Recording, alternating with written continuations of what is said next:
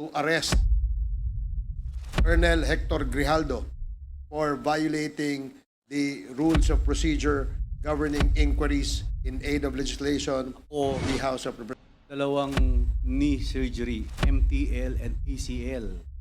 After my surgery, nag-bike na po ako kagad at pinalakad na po ako ng doktor. Sa Senate, wala naman siyang rotator cuff syndrome. I'm sorry, but I really believe it's high time that with the indulgence of all the chairmen, that I move to cite Colonel Hector Grijaldo in contempt, Mr. Chair. Seconded. Okay. Bedside po, sir. So does that make him unable to attend mga meetings kagaya nito? On my orthopedic point of view, sir, the patient, yes, may be able to attend this hearing, but depende po yun, sir, kung papayagan siya ng kanyang attending physician. So, hindi po kasi namin nakita, hindi ko po nakita yung kanyang medical record, which is hindi po sa amin, hindi po kami pinayagan ng hospital.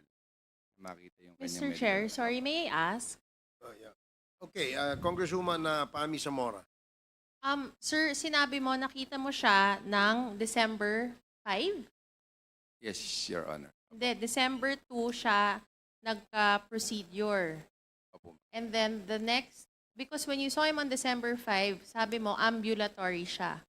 Yes, Tapos, kailan siya nakalabas? hindi pa po siya nakakalabas. Hindi siya nakakalabas. Oh. Okay. Is there a reason, would you know, sir, kung bakit hindi siya nakakalabas?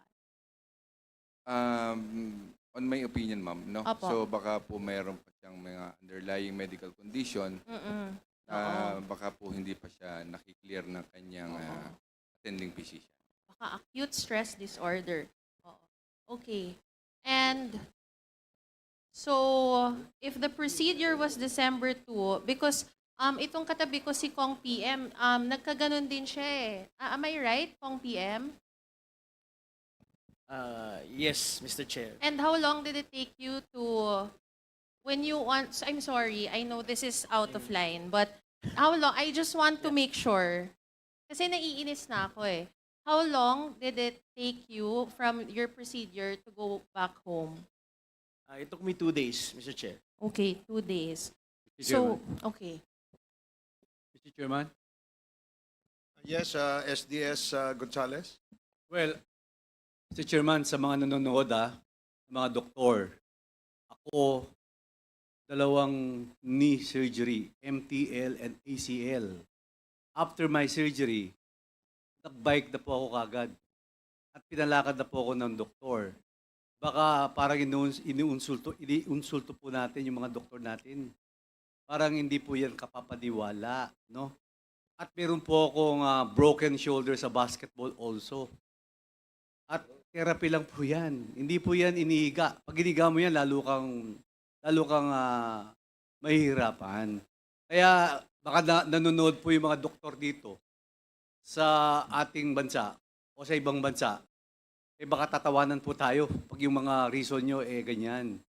So yun lang po, Mr. Chairman. Okay, thank you, Congressman Gonzales. Are you done, Congresswoman Sorry, Zamora? Mr. Chair, I think we've given him, what's his name? Colonel Hector Grijaldo enough leeway. Sobrang bait na natin sa kanya, and I think it's the right time to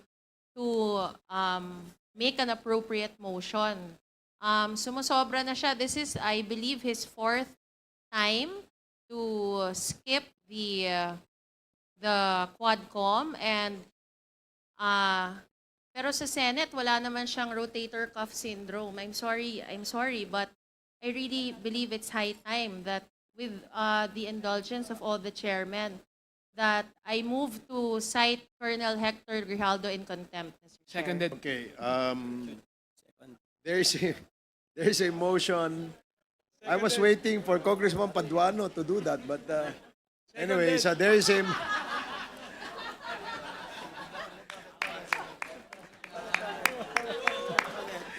Sinite niya ng contempt. So there is a motion to cite Colonel Hector Grijaldo in contempt for failing to attend the committee hearing of the QUADCOM for the fourth time, if I'm not Yes, mistaken, Mr. no, Chair. fourth time. And this is in violation of Section 11 of our Rules of Procedure governing inquiries in aid of legislation. And this was duly seconded, and no objections was heard. So the chair rules that the motion is approved. Comsec, please relay to the Philippine National Police and the appropriate department where Colonel Grijaldo is an active member that the House Committee or the QUADCOM has cited him in contempt. Therefore, ang kasunod po nito ay isang order na manggagaling sa committee ito to arrest Colonel Hector Grijaldo for violating the rules of procedure governing inquiries in aid of legislation of the House of Representatives. Mr. Chair, And yes, may I also further move that the contempt order be effective until the QUADCOM delivers its committee report. so there is a motion as well to Seconded. now, before that, if with the indulgence of Congressman Adyong, the order to cite him in contempt is in order and has already been ruled by the chair. The next appropriate motion is to order the detention of Colonel Grijaldo. And may I know what is the pleasure of the body as far as ordering the detention of Colonel Grijaldo? Any motion? Mr. Chair, just to reiterate my earlier motion, that I move that the contempt order be effective until the QUADCOM render its committee report. So he will be detained where? He will be detained until such time that the QUADCOM is fully aware in the House of Representatives. Okay, so there is a motion to detain Colonel Hector Grijaldo in the detention facility of the House of Representatives until the QUADCOM terminates its committee hearing. Is there any second? Duly seconded. Any objections? Hearing none, the motion is approved. Comsec, please coordinate with the Philippine National Police. Congressman Paduano, please proceed. Thank you, Mr. Chairman. Just to clarify now, that the Colonel Grijaldo was cited in contempt in violation of our internal rules, Section 11, paragraph A, refusal to attend hearings without legal excuse. Para maliwanag lang po. Now, before I proceed to the next item, last item, Mr. Chairman, may I ask the DPRM? Nandito ba yung taga-DPRM, please? DPRM, yeah. Please make the necessary corrections, Comsec, that he is in violation of Section 11, paragraph A of the internal rules of the House. Yes, DPRM. Good afternoon, Mr. Chair, Your Honor. I'm Police Colonel Rowena Acosta, the Chief of the Personnel Holding and Accounting Unit of the Directorate for Personnel and Records Management. Mr. Chair, Your Honor.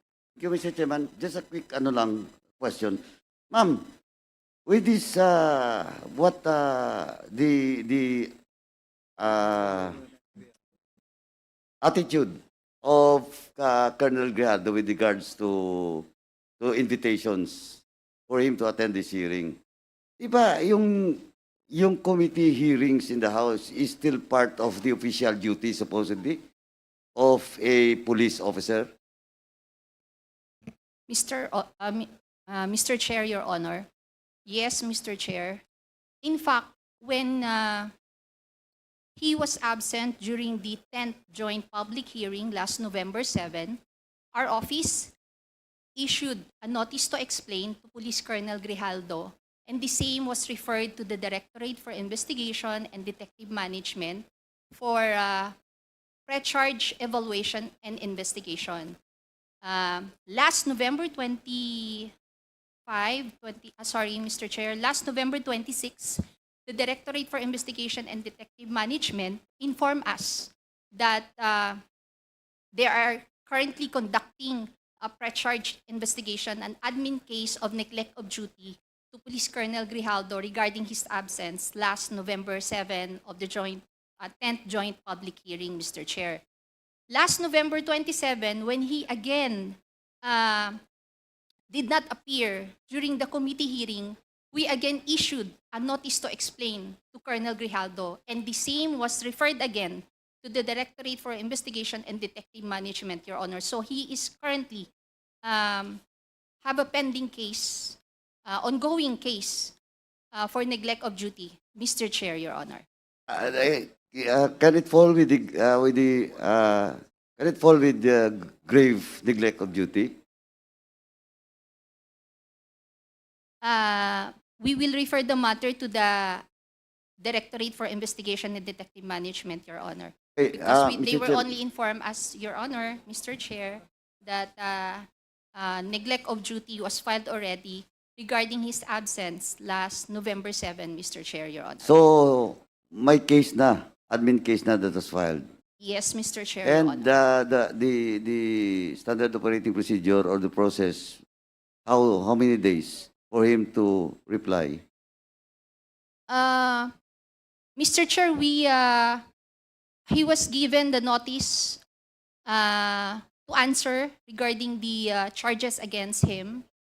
May I refer the matter to our SLO, the legal officer, regarding the process, Mr. Chair? If it's okay, Mr. Chair, Please, Your please. Ano lang po, mabilis lang po kasi we have to proceed with the next item.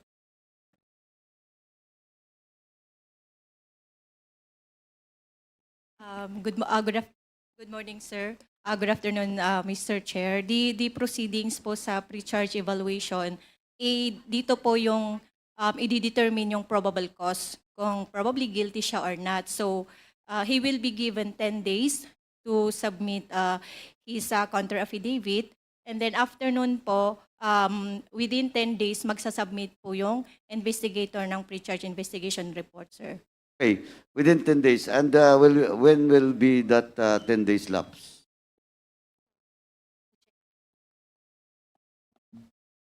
The 10 days will lapse po after na nabigyan po siya ng notice, sir. Kailan nga? When was that notice was received by Colonel Grijaldo? Para lang po masundan natin.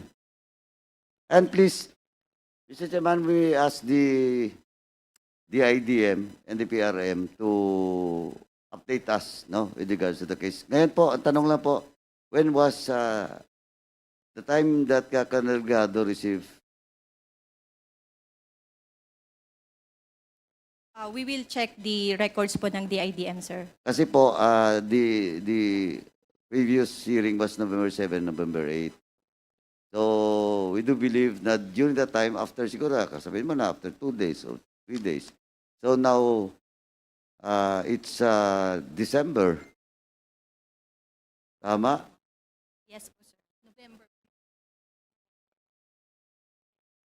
Anyway, ano lang po, Yes, sir. We will check our records. check nyo na lang po, then mamaya, update na lang po, no? Yes, sir. Yes po, Your Honor. Thank you, Mr. Chairman. Mr. Chair. Mr. Chair. Yes, Congressman Flores. Just to add with what Chairman Caras was saying, PNP, for a while na, for every time that he fails to appear here giving flimsy excuses like that, would it be one count? Yes po, Mr. So Chair. are you saying that you have filed or initiated 2 or more of the cases against him? Yes po, Mr. Chair. We want to be sure, kasi it's obvious that he's making these excuses to avoid appearing here in this committee. Yes po, Mr. Chair. Thank you. And in addition to that, the Commissioner of NAPOLCOM is present. Yes, it's also present. I think I already asked you about this, diba, CEO? No? Kasi we're really serious. This is an affront to the committee na ginagawa niya lang ng mga excuses to avoid being here. Yet sa ibang committees naman, sumisipot siya. Diba? Just to be fair with the guy. Mr. Chair? Yes, Congressman Acop, with the indulgence of Congressman Paduano. Yes. Attorney, what is the rank of Colonel Grijaldo? Colonel po, Mr. Chair. Full Colonel. Yes po, Mr. Chair. Therefore, he is a presidential appointee. Yes po, Mr. Chair. According to the rules, can he be investigated without the approval of the President? Yes po, Mr. Chair. After po ng merong formal charge, so if there is already determination na may probable cause po, Mr. Chair, we will seek already presidential clearance before mag-proceed po tayo ng summary hearing procedure, Mr. Chair. So you are telling this committee that the time that you will seek presidential clearance for you to investigate a presidential appointee would be after the finding of a probable cause? Yes, Mr. Chair, yung pag-seek po ng presidential clearance to proceed to summary hearing na po, sir, proper. And normally, how long does it take for you to come up with a recommendation to the President or the request for the approval of the President to conduct an investigation insofar as a presidential appointee is concerned? Ideally po, sir, 110 days po, sir. Until po we will submit a recommendation to the Office of the President po, sir. Kasi it defeats the purpose kung ganun. Di ba? Yeah. Now, Mr. Chair, may I move that in the next committee hearing, we invite the attending physician of Colonel Grijaldo? So move, Mr. Chair. There is a Second, motion Mr. Chair. to invite the attending physician of Colonel Grijaldo in the next QUADCOM hearing, duly seconded. Are there any objections? Hearing none, the motion is approved. Comsec, please send the invitation to the attending physician of Colonel Grijaldo. Yes, anything else, Congressman Last Paduano? in the list, Mr. Chairman, is the invitation that was addressed to Ms. Rose Nonolin. During the last hearing, he was absent because she was abroad, no, attending family matters, Mr. Chairman. And now, the information is Rose Nonolin is now in the Philippines, and I would like to check with the BID if indeed that is true, that Ms. Rose Nonolin is now in the country from Hong Kong, I think. Now, but of course, she wrote a letter signed by the lawyers coming from Sigyun Reyna Montesilio and Ong Siako law offices. And the excuse is urgent, due to urgent personal matters, Mr. Chairman. Now, before we discuss this, BID, nandito ba ang BID? BID? Wala. Yes, Comsec, is the BID present? The representative was here earlier this morning, sir. They submitted the documents that we required them to submit last time. And one of those is the travel record of Ms. Rose Nonolin. And it confirmed that she is already in the country.